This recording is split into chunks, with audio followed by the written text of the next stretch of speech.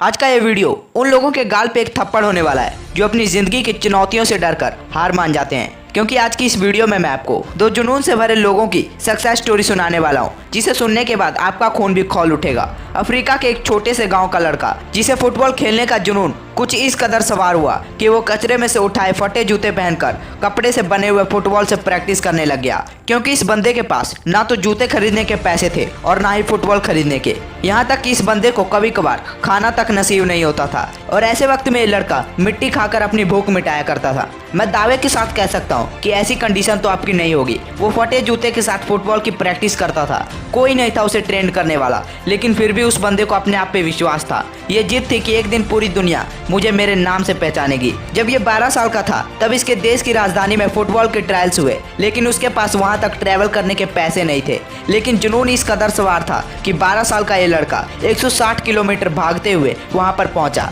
जब ये वहां पहुंचा तो इसके फटे हुए जूते और इसके हुलिये को देखकर उसका बहुत मजाक बनाया गया, लेकिन इस बंदे के 5 मिनट के ट्रायल ने सबकी बोलती बंद कर दी। उस दिन वहां खड़े कोच ने उससे बोला कि एक दिन पूरी दुनिया मुझे तेरे नाम से पहचानेगी। उस दिन वो लड़का बहुत खुश था, मानो उसने ट्रायल्स नहीं पूरी दुनिया जीत लियो। लेकिन यह खुशी ज्यादा देर तक नहीं टिकी। जब यह बंदा खुशखबरी सुनाने अपने घर पे पहुंचा तो देखा इसके पिता की हार्ट अटैक से मौत हो गई थी। सोचो उस दिन इस 12 साल के लड़के की क्या हालत हुई होगी। अब इसके पास प्यार करने को सिर्फ एक चीज बची थी और वो चीज थी फुटबॉल। उसके गेम के प्रति जुनून और उसका टैलेंट देखकर फ्रांस के एक फुटबॉल क्लब ने उसे अपने क्लब में ज्वाइन कर लिया। आपको जानकर हैरानी होगी कि जिस लड़के को कभी मिट्टी खाकर अपना पेट भरना पड़ता था, आज उस बंदे की नेटवर्थ $20 मिलियन से भी ज्यादा है। दोस्तों, ये स्टोरी है सादियो माने की। उसने बुरे हालातों में भी अपने आप पे विश्वास रखा और मेहनत करता गया। ऐसी ही जुनून भरी स्टोरी है इस लड़के की। ये लड़की दिल्ली से लखनऊ जा रही थी। कुछ बदमाशों ने इसके गले से सोने के चैन को खींचना चाहा और इसी हाथापाई में बदमाशों ने उसे ट्रेन से बाहर फेंक दिया।